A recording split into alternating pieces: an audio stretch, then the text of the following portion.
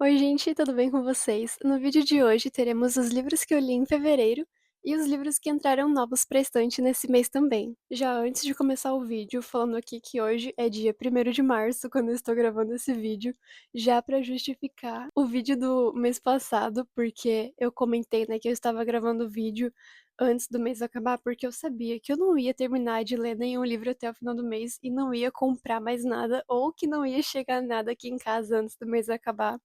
Eu acho que foi dia 26, 27 de janeiro. E, bom, eu comprei um livro, e eu comecei a ler esse livro no mês de janeiro ainda. Eu terminei ele só em fevereiro, eu acho que eu terminei dia 2 de fevereiro, mas mesmo assim eu comprei e comecei em janeiro.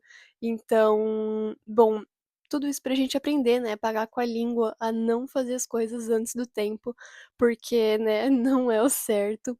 E então já começando esse vídeo com o livro que foi o Dito Cujo. Esse aqui é o Trens Rigorosamente Vigiados, eu não vou me arriscar falar o nome dele. É um autor tcheco e, bom, impossível, tal qual livros de literatura russa, não sei qual que é pior, porque, meu Deus, que os nomezinhos que eles arranjam, né. E aí, esse aqui eu comprei porque, deixa eu lembrar o porquê. Ah, tá, porque o meu aniversário meu aniversário não, o aniversário da minha irmã foi dia 29 de janeiro, e aí eu fui comprar um livro pra ela de presente, né, e aí eu aproveitei e comprei um livro de presente pra mim também. Então, bom, né, aqui estamos nós, cachorrinhos com o rabo entre as pernas, para nos justificar. E a justificativa é que eu já comecei a ler logo assim que eu comprei. Então, ele meio que se pagou, né? Porque se eu li, ele não tá aqui parado na estante por nada, né? E foi uma boa leitura. Eu acho que eu dei 3,5 estrelas. Agora aqui olhando pra ele, eu daria umas 3,5 estrelas, então, bom, eu gostei bastante. Não gostei bastante, eu gostei dessa leitura. Eu vou tentar não me enrolar muito, porque tivemos um favorito esse mês, então eu quero deixar um bom tempo pra eu falar dele. Então, enfim, vamos às vias de fato. Nesse livro aqui, a gente acompanha o Milos, ele é um jovem que trabalha em uma estação de trem, e esse livro aqui, ele foi até um pouco, assim, difícil de ler no começo, porque ele é fluxo de consciência, né, e se você me conhece minimamente, bom, eu tenho alguns problemas com fluxo de consciência, e Virginia Woolf que eu diga, Virginia Woolf, Lígia Fagundes que as digam. Então, é um pouco complicado pra mim acompanhar, assim, eu até consigo acompanhar, mas é que eu fico muito perdida e isso me irrita quando eu não tô entendendo, porque eu tenho que ficar voltando e relendo, e voltando e relendo, e eu não gosto de ficar voltando e relendo.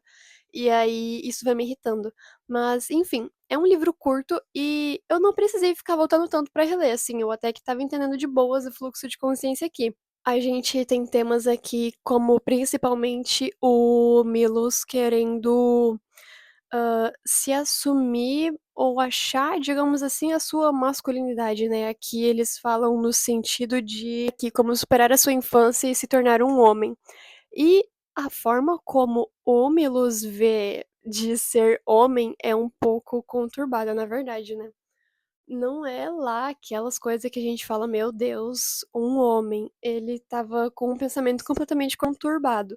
Mas, eu não fui muito a fundo pra pesquisar se isso era do autor, se isso era da época ou enfim, dos homens tchecos, mas eu achei bem conturbado, assim, o sentido dele de achar o que que é um homem e o que não é. E, bom, o final do livro foi bem surpreendente, eu não estava esperando, foi bem pesado, na verdade, a forma como ele acaba, assim, né, como tanto a vida do personagem, o decorrer que ela leva, quanto o final do livro.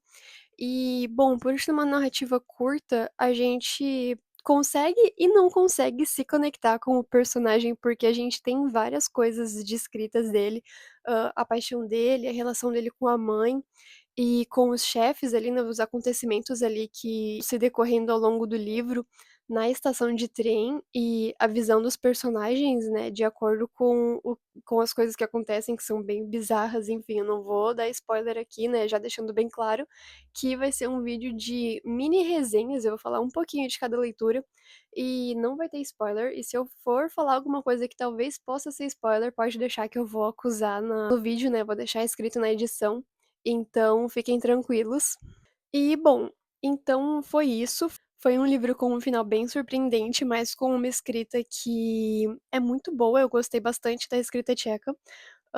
Eu já li, né, o Milan Kundera, que é uma das maiores referências, e eu gostei bastante da escrita dele, apesar de não ter gostado da forma como ele escreveu o livro dele, que eu falei, acho que no vídeo retrasado sobre a insustentável leveza do ser. Mas enfim, a escrita em si não tenho o que reclamar, são escritas criativas e põe criativas nisso, esse livro aqui que o diga. E bom, acompanhado de absurdo, tragédia e o grotesco até. Então, é um livro que assim, se você tá livre em uma tarde, você consegue ler ele em uma tarde tranquilamente, no máximo 2. Eu lembro que eu li em 2 dias, comecei em um dia no ônibus, quando eu comprei voltando pra casa, e terminei no outro. E essa edição, além de curtinha, ela ainda conta com um texto complementar, né, a Editora 34 sempre arrasa muito nas edições, então são sempre bem caprichadas. E o texto complementar diz: "Entre o absurdo e a transcendência". Bom, o texto já começa quando o autor caiu da janela do 5º andar do hospital. Foi, bom, um texto bem esclarecedor, na verdade. Eu gostei bastante também de ler. E, bom, é isso. 3,5 para trens rigorosamente vigiados. A minha próxima leitura, ai, foi uma coisa maravilhosa. Foi o Querida Combine, da Sayaka Murata. E esse aqui é um livro japonês que sai pela editora Estação Liberdade. E eu gostei muito de ler esse livro. Eu li ele em uns 3 dias, ele é super fluido, é uma das escritas, assim, mais delicinhas que eu já li nos últimos tempos.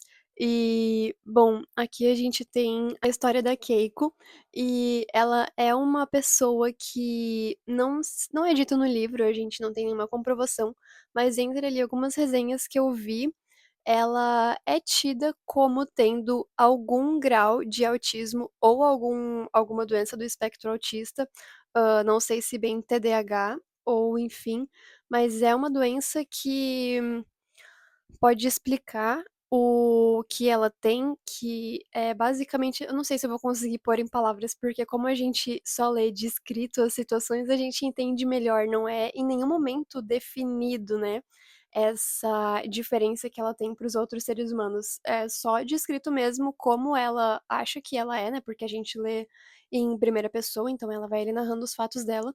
E bom, ela só é, na cabeça dela, uma pessoa muito prática, então se tem um certo momento ali de uma cena, por exemplo, que eles acharam ela era criança, né, e ela e a família dela brincando num parque e acharam um passarinho morto. Na cabeça dela, bom, passarinho morto é um animal gera carne que a gente come a carne dos animais, né.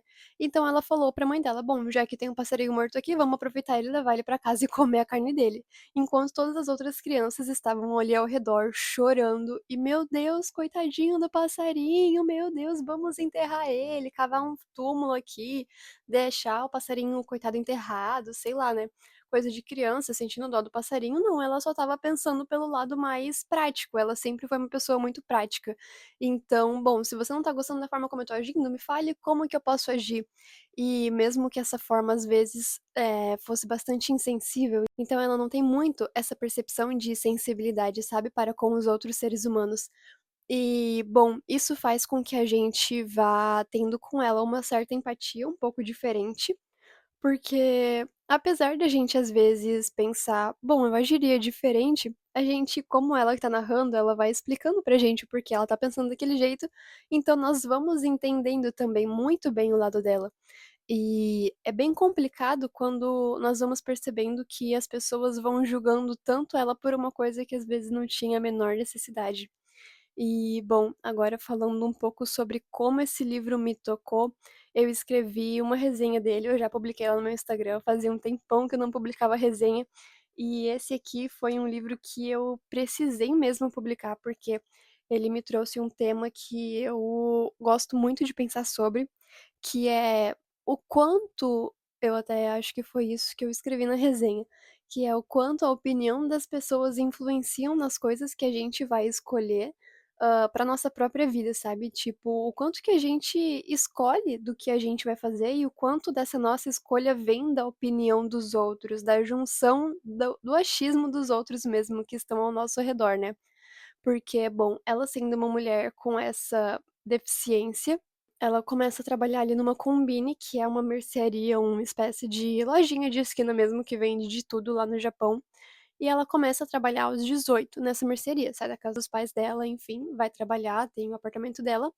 E lá ela tem um emprego muito metódico e rotineiro, assim, repositor de estoque e ela é caixa, né, então, bom, se tem uma fila no caixa, ela só vai no caixa atender e fazer o que precisa ser feito.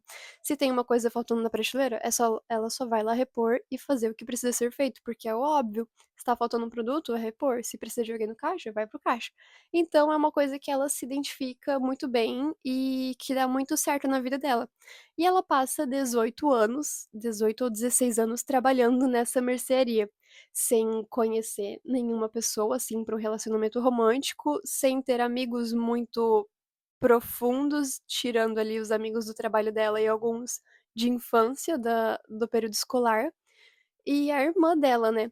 Então ela não constrói relações a partir disso, ou mais profundas para além do trabalho. E, bom, a família dela, assim, né, os pais dela, eles não se acostumaram, eles aceitaram o destino dela ali, né, o futuro dela. E a irmã dela volta e meia conversando com ela, sempre pergunta uma coisa ou outra, e ela sempre fala que tá na mesma, né. E aí, bom, até que chega um momento em que entra um funcionário novo na Combini, e ele é muito, assim, aquele estereótipo de homem mais ridículo que tem, completamente machista e, enfim, babaca, sabe, sem noção. "Ah, porque eu tô trabalhando aqui temporariamente, porque isso aqui é ridículo pra mim, todo mundo que trabalha aqui é ridículo por estar trabalhando aqui, porque esse emprego ele é uma bosta, enfim, uma droga, e então todo mundo que trabalha aqui é do mesmo nível e eu não sou desse mesmo nível, eu só tô aqui por enquanto, eu vou conseguir ser alguém bem melhor na vida, vou conseguir juntar dinheiro e ser um empresário, por enquanto é temporário, eu não sou uma dessas pessoas, entendeu? E tipo, ele é aquele que vê ruim na vida de todo mundo, mas do dele nunca é: "Nossa, tô na mesma situação". Então, enfim, ele entra nessa Combine e ele começa a tratar todo mundo de uma forma bem estranha, assim. Até que a Keiko vai conversar com ele um dia e ele diz que tá lá pra arranjar uma esposa. E isso é bizarro. Ela pensa, cara, eu já ouvi de tudo quando eu pergunto isso, menos que alguém entrou aqui pra querer arranjar uma esposa. Aí ele falou que entre as funcionárias nenhuma era boa o suficiente e ele estava tentando ver as clientes, até que ele saía dando, tipo, em cima das clientes, perguntando o telefone delas, era uma coisa bizarra. Aí ele é demitido, obviamente. Bom, o que eu vou falar aqui, não sei se é considerado spoiler, porque na minha opinião, é uma das partes, assim, insignificantes do livro. Eu acho que a mensagem que a gente traz, lendo a história mesmo por trás da história em si que acontece, é o interessante, mas se você não gostar de saber qualquer mínimo detalhe do livro, eu indico que pule pelo menos uns 2 minutinhos. E, enfim, então ela encontra com ele um dia fora ali na rua e eles meio que chegam a um consenso de que eu tô sendo ele, né, no caso, estava sendo perseguido ali, e precisava arranjar uma esposa, porque ele precisava dividir ali umas despesas, precisava de um lugar pra morar, estava sem casa, porque não tinha dinheiro, tinha sido demitido.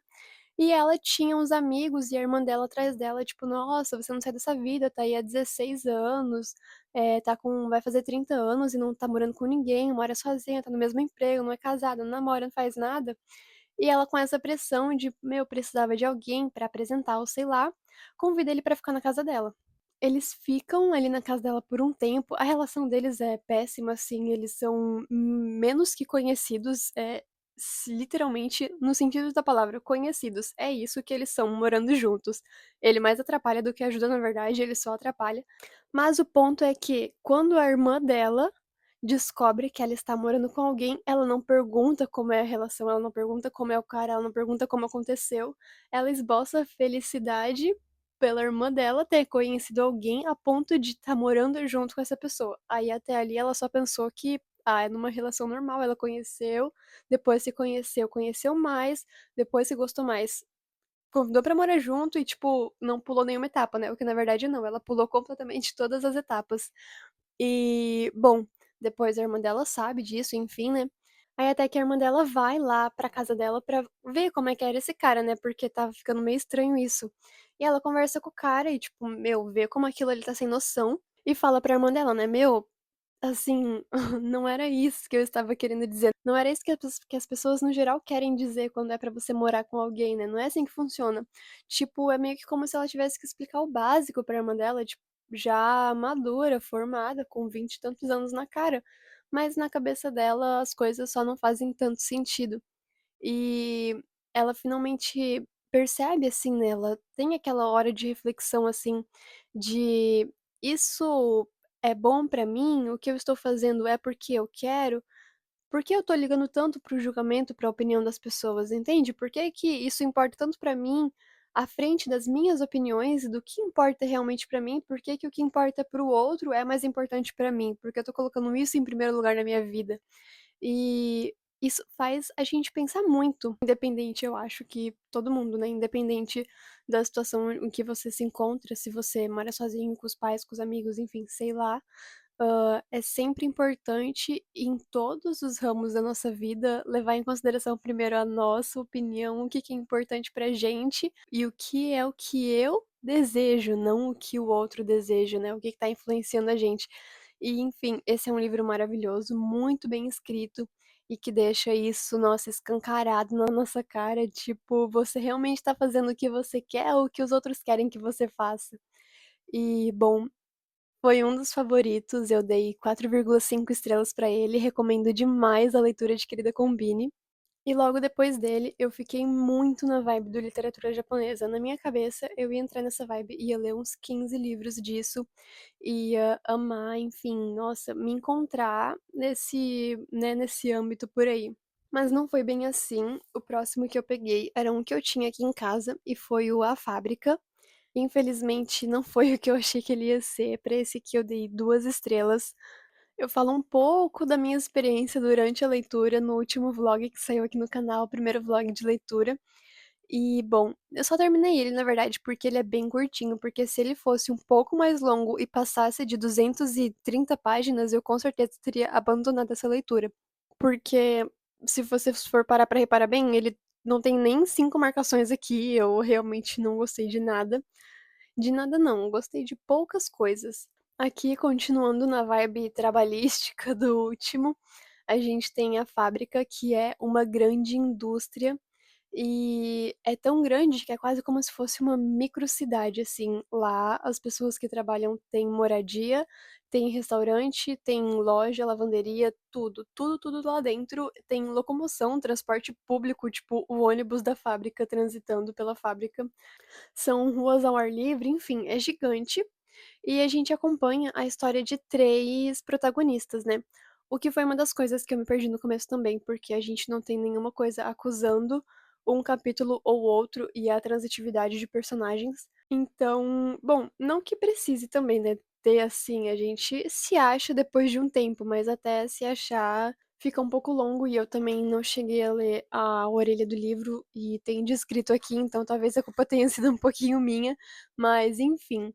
A gente tem aqui 3 personagens, uma mulher e 2 homens, e basicamente cada um vai ter o seu núcleo de trabalho na fábrica. A mulher, ela sai da faculdade e arranja emprego lá e, tipo, é o sonho de todo jovem japonês trabalhar na fábrica. Eles precisam de um emprego lá, porque é o lugar onde você tem empregos melhores, mais fixos e que alavancam, digamos assim, a sua carreira. Então ela consegue sair da universidade e vai trabalhar lá, e ela começa trabalhando como picotadora de papel, então é basicamente esse o trabalho dela, chega lá, começar a picotar papel o dia inteiro e ir embora. E é meio que um serviço sem nenhuma explicação, ela não sabe por que tá picotando aqueles papéis, só sabe que é uma coisa super sigilosa e que são papéis importantes e que não podem sair da fábrica. Então, ela vai picotando aquilo sem ver muito sentido e tudo é meio estranho. O segundo personagem tem meio que um retrocesso, digamos assim, na carreira dele, na minha opinião. Ele era um pesquisador de universidade formado em musgos e musgologia. Não sei se esse nome é citado aqui, não sei nem se existe, mas enfim, acabei de inventar. E ele é chamado para fazer pesquisas de musgos na fábrica, mas as pessoas simplesmente dizem para ele: "Só começa a procurar algum musgo e estudar eles, mas não se preocupa, você não tem prazo de nada, você não precisa entregar relatório nenhum por enquanto, não vai ter ninguém acompanhando o seu trabalho, não vai ter ninguém te cobrando de nada de resultados, só pode pesquisar e fazer o que você quiser". É, tipo, completamente bizarro, assim. E ele fica se perguntando isso muitas vezes, porque que sentido tem esse trabalho que não precisa chegar a lugar nenhum, ninguém vai cobrar, ninguém vai perguntar sobre nada, você não precisa apresentar nada, que trabalho é esse que ele tá sendo pago? Não faz o menor sentido. E pelo que a gente tem a entender, é um bom salário que ele recebe, né, por estar ali, ele recebe moradia, enfim, e não tem aí o menor sentido. Um outro jovem, ele é contratado para ser revisor de textos lá. É bizarro também, porque ele fica junto com um pessoal que tá revisando textos e que eles estão sempre recebendo meio que não é o mesmo bolo de texto, mas parece que o mesmo texto passa por eles, por todos eles, para ser revisado e não tem nenhum caráter importante, digamos assim. É meio que como que fosse: "Ah, se você deixar passar algum erro, não tem problema, alguém vai rever depois de você". Como se a revisão nunca tivesse fim, sabe, como se também isso não chegasse a lugar algum e não tivesse nenhuma importância esse trabalho que eles estavam fazendo. Então, bom, o livro no começo vai entregando todas essas narrativas pra gente, e a gente vai ficando curioso com o decorrer do que anda naquela fábrica, o que acontece, o que as pessoas estão fazendo, o que que vai levar a isso, quem é que tá por trás disso. E o livro só vai enchendo a gente de perguntas, de perguntas, de perguntas, e do nada ele acaba. Nenhuma pergunta é respondida, nada acontece de diferente, tipo, tem uma coisa ou outra que só fica cada vez mais bizarro, na verdade. A menina ali, ela se demite ou ela é demitida? Não, ela recebe alguns dias de folga e aí ela sai andando pela fábrica e anda pela ponte, vê uns pássaros e aí encontra o outro cara e eles saem pra almoçar e nada mais acontece. É como se a autora tivesse tido uma baita ideia, mas não soubesse como terminar. Eu achei realmente o começo do livro eu estava bem curiosa, eu li super rapidinho, mas depois eu fui ficando cada vez mais: "O que que tá acontecendo? Por que que tá acontecendo isso?". E, enfim, o livro acabou que, nossa, toda a expectativa que eu tinha foi, assim, de 100 a 0. Então, por isso eu dei 2 estrelas. Foi um livro que no final não me cativou nada. Talvez você possa ter uma visão diferente, né, se eu tiver te deixado curiosa pra ler. O começo dele até que vale a pena, mas pelo final não é uma coisa que eu acho que as pessoas vão ver muito sentido. Eu até vi algumas resenhas e conversei com outras pessoas quando eu postei no Instagram. Uma menina me respondeu também e disse que no final ela não viu sentido nenhum, igualmente a mim. Isso foi uma decepção e depois daqui acabou a minha vibe de japoneses. Quem sabe daqui a pouco eu pegue mais algum, mas por enquanto tô com receio. E se você tem indicação e já leu algum japonês bom no estilo de Querida Combine, deixa aqui nos comentários, porque eu amei ele, vocês viram que eu amei esse aqui. Então, estou atrás de livros parecidos com ele, nesse estilo de livro japonês, que retrate o cotidiano de uma forma leve e sem muitos frufrus, sabe, na narrativa. Eu gosto muito desse tipo de narrativa. Entre a fábrica e a minha próxima leitura, eu peguei o Ajax do Sófocles, eu tenho sempre o problema de falar esse nome, Sófocles, para ler, e esse aqui foi um complemento para a leitura de Ilíada, o que tem sido bem legal, inclusive. Foi uma história que eu não estava esperando muito, eu falei também bastante dela no meu vlog de leitura, no último vídeo, então se você não assistiu ainda, eu indico você lá assistir.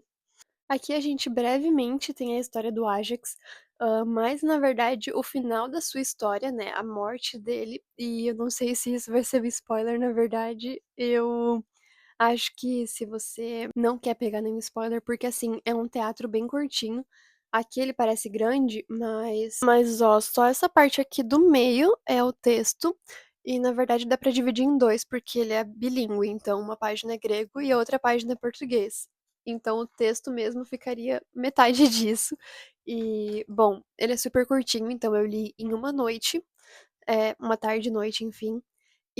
Bom, e aqui a gente tem, né, a história do fim da tragédia dele.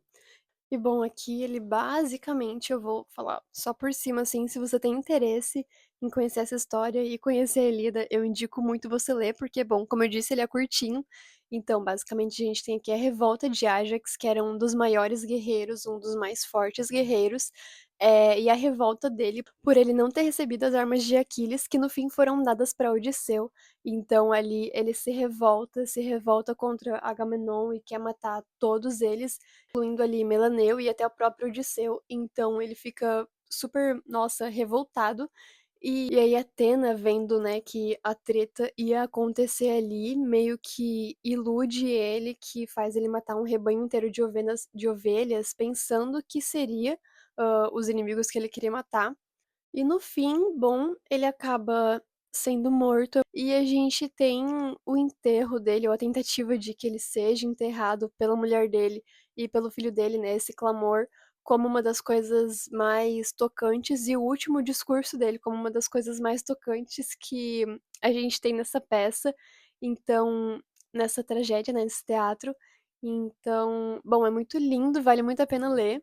E conhecer um pouco ali do por volta, né, dos deuses gregos, das tragédias, e enfim, as coisas que eles lutavam. E até foi uma coisa que me tocou bastante, que aí Odisseu intervém, né, porque Agamenon não estava querendo deixar que ele fosse enterrado com honra, mas querendo ou não, ele era um dos maiores guerreiros. E Odisseu tem a humildade de reconhecer isso, mesmo que ele estava 2 minutos atrás querendo ser morto pelo próprio Ajax. Então, ele intervém ali e deixa com que ele seja enterrado e tenha, enfim, né, as honrarias que ele merecia. E no final desse aqui a gente tem um ensaio do Bernard Knox, não sei se é assim que se pronuncia o nome dele, mas é um ensaio longão que eu mostrei no começo, onde acaba a tragédia e começa o ensaio. Aqui são quase 80 páginas de ensaios e textos complementares, e eu dei uma lida em quase todos eles, acho que faltou só o último, que é o do um textinho do tradutor. E, bom, são todos muito esclarecedores, na verdade, eu quase entendi mais da metade da peça por conta dos ensaios, porque a peça em si a gente entende por cima, mas não tanto o que vem antes, os prefácios, digamos assim, né, da guerra. E então vale bastante a pena sempre ler os textos de apoio, principalmente depois que você lê o texto, porque a gente nunca sabe que spoiler a gente vai encontrar. E então, bom, vale bastante a pena. E foi uma leitura que eu gostei bastante de intercalar com a Ilíada, né?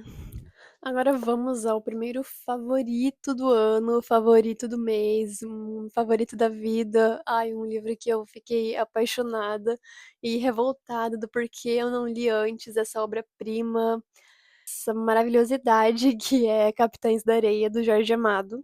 Esse tesouro nacional que, meu Deus, deveria ser tão panfletado quanto Dom Casmurro, porque, nossa, que maravilhoso. E eu acho até que ele é, na verdade, né, bem panfletado, eu que tinha sido besta e não tinha pegado ele ainda pra ler. Mas, enfim, esse livro aqui foi. Ai, eu acho que eu nem falei quantas estrelas eu dei pra Ajax, né? E pra Ajax eu dei 3 estrelas, eu acho.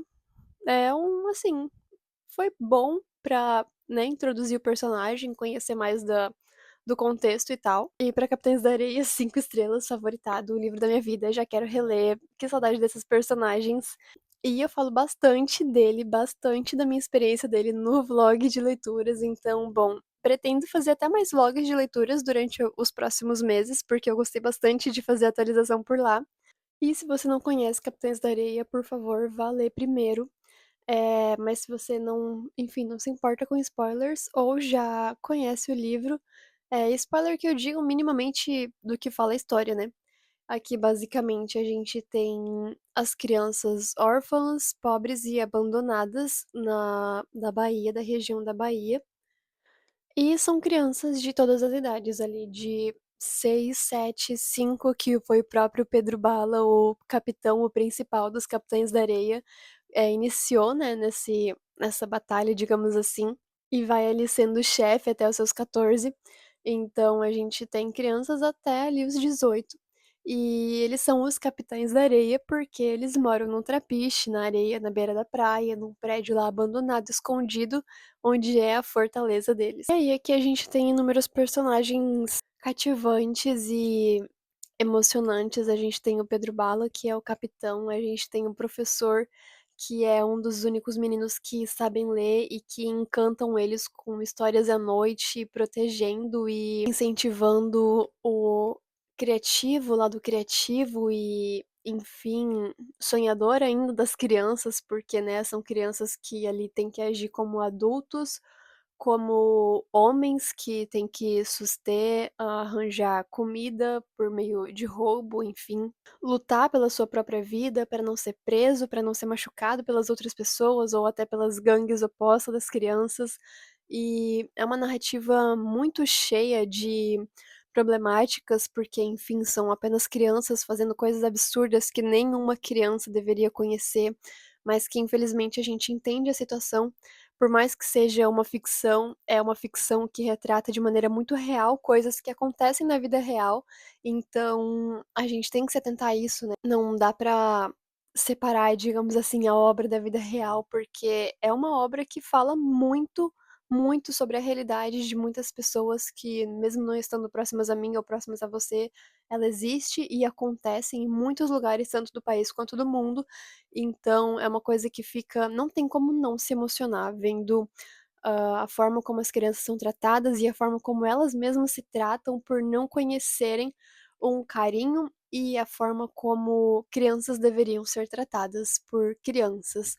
E isso faz a gente pensar muito em muita coisa, em coisas até mesmo que às vezes nós como adultos não pensamos, mas que as crianças levavam em consideração, como o respeito a uma mulher, a uma menina, e outras vezes até não, mas o arrependimento, a culpa, e como passar a vida tratando disso e convivendo com isso, né, com esse tanto de sentimento, mesmo sendo só uma criança. Foi uma narrativa que me tocou muito, muito, muito, principalmente o personagem sem pernas, o núcleo narrativo dele, as problemáticas dele e o que ele queria, os sonhos dele e a forma como ele queria ser tratado, mas ainda assim o que ele levava em consideração com os amigos dele, com a família que ele queria, é uma coisa que mexe muito com a gente, porque não tem nem como não pensar, não se colocar no lugar de uma criança que tinha que fazer aquela certa escolha em certa altura do livro, de continuar com o sonho que era o maior sonho da vida dele, que estava se realizando e que ia dar certo, que estava tudo correndo bem para que ele continuasse naquela vida maravilhosa que ele ia ter, ou realmente continuar ajudando os amigos e todas as outras crianças que estavam dependendo dele. E então, uma criança ter esse senso de responsabilidade tão grande nas costas, fazendo algo que ele sabia que era errado, que ele estava se sentindo culpado, inclusive chorando por isso, porque ele não queria fazer aquilo, mas era contra a ética dele também, mesmo sendo uma falta de ética geral da humanidade, era contra a ética dele para com os amigos dele e para com a vida que eles levavam, e como eles precisavam levar aquela vida para sobreviver. Então é algo muito maior do que qualquer outra ética humana, digamos assim. E um livro fazer a gente pensar isso, por através do olhar de uma criança, é muito emocionante. Foi um livro que mexeu comigo de diversas maneiras e eu chorei em algumas partes. E, bom, se você nunca leu Capitães da Areia, por favor, leia, porque eu acho que todo mundo tem que ser tocado alguma vez por esse senso de humanidade pela ótica das crianças mesmo, porque o que o Jorge Amado faz aqui, ao narrar as coisas, né, através, assim, de uma idade tão curta, mesmo ele sendo adulto, é muito incrível e vale muito a pena. E bom, eu poderia passar horas aqui falando sobre isso. Eu amei a personagem Dora, a forma como ela me emocionou foi absurda. Uma menina tão pequena tendo que lutar pela vida dela, pela vida do irmão, por conta de uma fatalidade. E, bom, aqui, se você acha isso um spoiler, pula as próximas partes. Eu acho muito triste, né, a falta de empatia com a personagem, que era só uma menina e estava com o seu irmão de 6 anos batendo de porta em porta procurando emprego, porque ela só queria comida, e mesmo assim não ter conseguido, e no final a única pessoa que salvou ela foi um bando de meninos de rua que tinham menos que ela, na verdade. Então é tudo muito emocionante e o final desse livro, o decorrer do final, do fim de cada personagem, das escolhas dele, do que levou eles a ir pra todos os lugares, pra, enfim, todos os fins que eles tiveram. É muito triste, porque a gente sabe que acaba sendo a realidade de novo, a realidade de muitas crianças. Não é um final que a gente imagina, ai, final feliz, final de conto de fadas, né? É um final de um livro infantil, Jardim Secreto, digamos assim. Por exemplo, não é um conto de fadas, aqui é a realidade, e a realidade tende a ser decepcionante, como já dizia o Thanos. Então, eu chorei muito nesse final. E depois de assistir ao filme, eu chorei mais ainda. O filme que a gente tem disponível aqui no YouTube é maravilhoso. Capitães da Areia representa muito bem, por mais que tenham muitas partes que não apareçam, porque é impossível colocar esse livro todo em um filme. Mas o filme faz uma representação muito boa. Então eu indico muito você assistir o filme se você já leu o livro, e se você não leu o livro, eu indico você ler o livro, porque é absurdo, completamente necessário pra qualquer brasileiro que se preze. Então, bom, feliz que eu finalmente li Capitães da Areia, 5 estrelas, um favoritado, e a partir de hoje vocês só vão me ver panfletando esse livro, porque todas as pessoas têm que ler esse livro, ele tem uma escrita fluida, a escrita de Jorge Amado não tem floreios, não tem digressões, não tem nada de, ai, muita coisa assim que você fica, meu Deus, não aguento mais ler isso. E o dialeto dos personagens, das crianças e a forma como elas falavam só deixa tudo mais engraçado e fluido, ao mesmo tempo que é uma história pesada, e esse toque de fuga daquela realidade é muito bom e deixa o livro com equilíbrio, assim, na medida certa. Bom, finalmente estamos acabando, porque eu acho que como eu tive mais leituras esse mês, o vídeo vai ficar um pouquinho maior do que do mês passado. Agora vamos ao abandonado do mês. Foi o primeiro livro que eu abandonei esse ano. E abandonado temporariamente foi o Israel Potter, do Herman Melville. Ele estava sendo uma leitura muito arrastada, tipo, muito arrastada mesmo. Tem capítulos e capítulos aqui que eu não tô vendo sentido, não tinha o porquê tá acontecendo aquilo, e por mais que eu conheça o Melville, eu já li Moby Dick, eu sei que tem capítulos e capítulos que realmente não fazem sentido, mas tem capítulos que parecem que não fazem sentido, mas que no final eles agregam pra história e tem uma construção, mas aqui não tava agregando pra história, eu juro, não vai, não tava, eu tenho certeza disso. Então, eu só tô me recusando a terminar temporariamente. Eu ainda quero terminar ele esse ano, talvez. Quem sabe eu vá pegando um capítulo a cada mês, enfim, não é uma história que a gente vai acabar esquecendo e que isso vai influenciar no andamento da leitura, porque, sendo bem sincera, não tá me interessando muito essa história, então eu não sei ainda como é que vai ser o andamento. Talvez eu nem pegue mesmo. E, bom, então, enfim, temporariamente abandonado. Veremos as cenas dos próximos capítulos, né? Se eu for pegar ele em algum mês, ele vai aparecer aqui em algum vídeo durante o ano de leituras finalizadas em certo mês. Agora, leituras em andamento. Eu estou no meu projeto de ler a Ilíada até maio, eu acho que a Ilíada eu acabo em maio e começo a Odisseia e termino até julho. E, bom, eu comecei hoje a entrar no canto 6 dela e eu tô gostando bastante, na verdade. Ahn, a gente tem. Acabei de sair do capítulo 5, do canto 5, né? E, bom, é uma guerra infinita e matança e mais matança, guerra e mais guerra, e os deuses interferindo, e sendo uma coisa até completamente injusta. Eu tô achando bem engraçado, mas com bastante pesquisa, porque não é uma coisa fácil, realmente não é uma coisa fácil. A gente tem que pesquisar sobre os cantos, sobre algumas passagens, porque senão você vai lendo, no final você termina 30 páginas, que tem alguns cantos aqui que são enormes. O canto 5, por exemplo, tem 30 longas páginas de guerras e guerras e guerras. E se você não der uma pesquisada, você vai ficar perdido, você não vai saber que personagem tá querendo fazer vingança do quê, que Deus ajudou quem que foi morto, quem que levou uma flechada no meio do peito. Então, é sempre bom pesquisar, e isso demanda mais tempo. Pra ler 30 páginas, eu demorei umas 2 horas e meia, tipo, é uma coisa que eu termino até um livro curto, se não sendo assim tão nessa necessidade de ficar pesquisando. Então, demanda bastante tempo, é uma leitura que você tem que se debruçar mesmo pra fazer, mas que vale bastante a pena. É realmente bem interessante, e ainda mais pra quem gosta dessa parte de gregos, deuses, enfim, e eu tenho bastante interesse. Então, bom, ansiosa para os próximos cantos. Dizem que daqui pra frente ele só vai ficando cada vez mais interessante. E vou continuar trazendo atualizações de leitura também. Agora, vamos aos recebidos de editoras e das minhas trocas de sebo, né? Não vou falar cartão de crédito porque eu comprei bem poucos. Um deles foi os Trens Rigorosamente Vigiados, mas foi o único que eu comprei 100% com o meu dinheiro. E, bom, ele foi até comprado em janeiro, né? Então a gente não pode nem considerar que eu comprei ele em fevereiro. Eu só finalizei a leitura dele em fevereiro, mas uma compra em si foi de janeiro.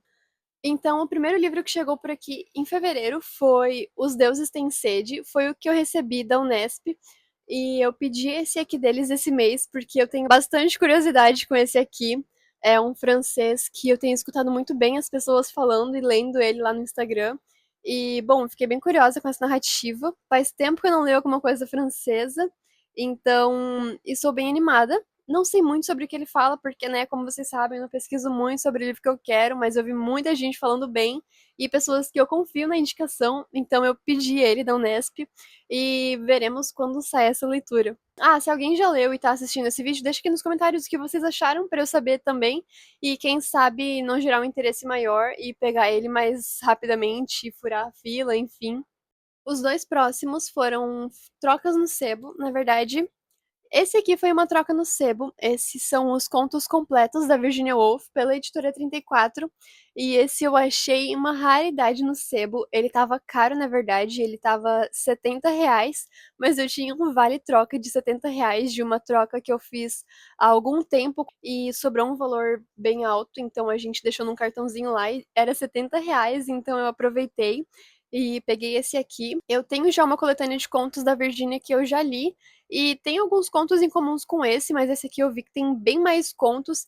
E como eu gostei de ter lido aquela coletânea, eu aproveitei para pegar essa aqui, porque eu não me dei muito bem com Mr. Dalloway, e então, se eu me dei melhor com os contos, eu achei legal investir em mais contos, porque foi o que eu gostei de ler dela. E, bom, vamos vendo quando que eu vou lendo esses contos. E o que eu peguei como compra no dia que eu fui no sebo e peguei esse da Virgínia foi O Preconceito Linguístico do Marcos Bagno. E esse é para faculdade. Esse livro aqui, nossa, a gente fala muito dele na faculdade, principalmente nas aulas de linguística. E, bom, a minha professora distorce, tece, debulha comentários e elogios bons sobre ele. Então, eu acho que ele estava 17 ou R$ 23, era uma média dessas, e tava valendo bastante a pena. Na Amazon ele tava um pouquinho mais caro, e eu tava querendo ele fazia muito tempo. Eu já até comecei a primeira parte dele, não cheguei a marcar, mas eu lembro que eu li mais ou menos umas 15 páginas, e eu gostei bastante. Bom, ele fala muito sobre algo que a gente tá sempre estudando na faculdade, né? Se você não sabe, eu faço letras, e, bom, algo que a gente acaba tendo bastante em pauta é o preconceito linguístico, uma coisa que acontece muito aqui no Brasil, infelizmente. Bom, eu tenho muito interesse por essa área da linguística, então esse aqui provavelmente vai ser uma leitura que eu vou fazendo paralela com os livros de literatura de ficção, né, que eu vou fazendo. Esse aqui é um de não ficção que eu vou intercalando. E não sei se vocês têm muito interesse em saber sobre não ficção ou sobre a faculdade, o que eu estudo e deixo de estudar, mas se vocês tiverem interesse, eu posso ir também trazendo atualizações dele, como uma leitura à parte, ou até junto mesmo com as minhas leituras, e atualizando vocês sobre a faculdade, enfim, se vocês tiverem interesse também, deixem aqui nos comentários que eu vou fazendo essas atualizações. O próximo livro foi uma troca na livraria, porque eu tinha um livro aqui para trocar e ele gerou um vale-troca, então eu escolhi esse. É o Zul ou Cartas de Não Amor, da coleção Leste, da editora 34, um russo, mais um russo para coleção. E esse aqui eu vi algumas pessoas falando muito bem dele lá no Instagram. E, bom, eu fiquei muito curiosa porque cartas de não amor, como é que a gente escreve uma carta de não amor? ou uma carta de ódio, enfim. E eu vi essas questões, essas perguntas em uma resenha dele e eu fiquei bastante curiosa para ler. Então aproveitei que eu tinha esse valor de troca e escolhi ele. Tô bem animada para começar essa leitura. Em uma outra ida ao sebo durante o mês de fevereiro, tivemos mais duas trocas e esse aqui eu fiquei muito feliz de ter achado ele no sebo, na verdade, porque era um que eu tava querendo bastante da Companhia das Letras, mas eles lançaram em outra edição e foi num mês que eu acho que tinha tido dois lançamentos que eu também tava querendo muito. E pra quem é parceiro da Companhia das Letras, a gente pode escolher dois livros por mês pra receber, né? E esse aqui não era um dos dois que eu mais queria, então eu deixei passar, acabei deixando passar e não peguei ele com a parceria. Eu nem sabia, na verdade, que ele tinha outra edição. Eu acho que até que a edição que eles lançaram era nova, mas na verdade era só uma reedição e uma nova capa.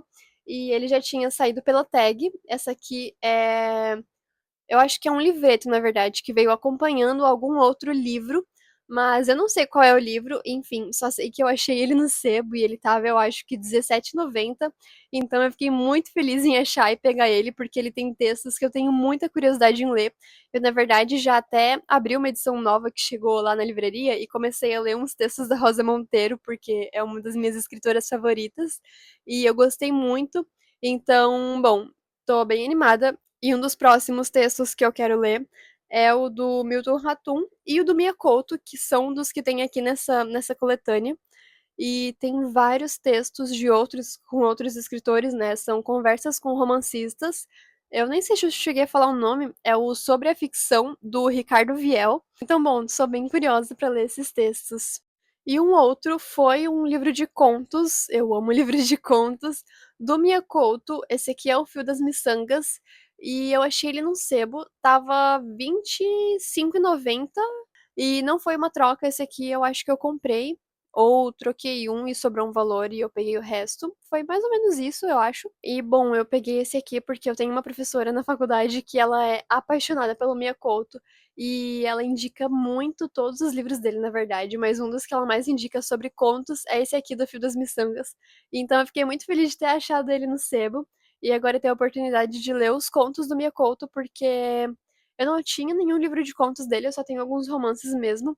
Então, eu gosto bastante de conhecer uns autores pelos contos.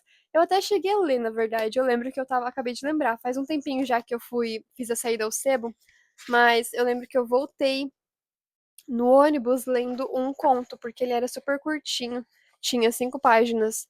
E esse primeiro conto eu lembro que eu fiquei bem perdida, não entendi muito, mas é só um conto, né? O primeiro conto, então não tem como, não vou definir aqui a coletânea como ruim, por conta de um conto que foi 2 estrelas. Aqui a gente tem 29 contos, então, bom, ainda tenho bastante oportunidade para ler e gostar de mais alguns contos dele.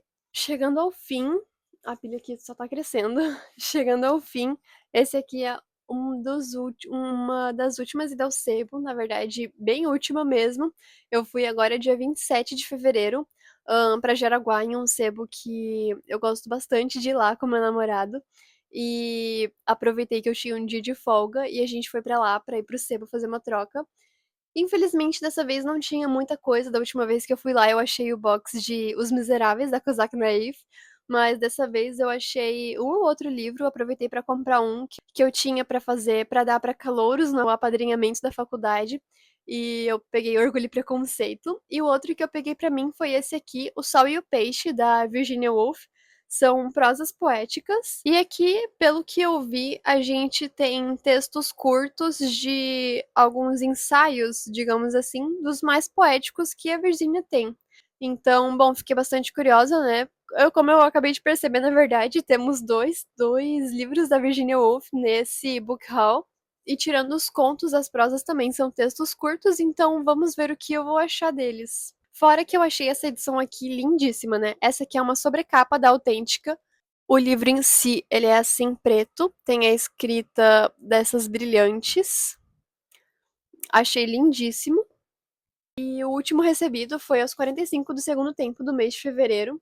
Foi um livro do Nobel de Literatura de 2025, Eu não vou me arriscar mesmo a falar o nome dele, é muito complicado e tem muita consoante, então, bom, é impossível. Mas esse aqui é o livro O Retorno do Barão de Wenckheim. Esse eu pelo menos acho que é assim que se fala. Ele tem um blurb da Susan Sontag, interessante aqui na capa, O Mestre Húngaro do Apocalipse. E esse aqui é um livro bem grandinho, na verdade. Eu fiquei bem curiosa para ler o livro dele que ganhou o Nobel, né? É um mais curtinho, eu esqueci agora o nome. Mas dizem que a escrita dele, no geral, é bem interessante, muito boa. Então, bom, curiosa para ler alguma coisa do autor. E feliz que a companhia me mandou esse aqui. Veio junto esse folhetinho do discurso dele do Nobel, né? Do prêmio.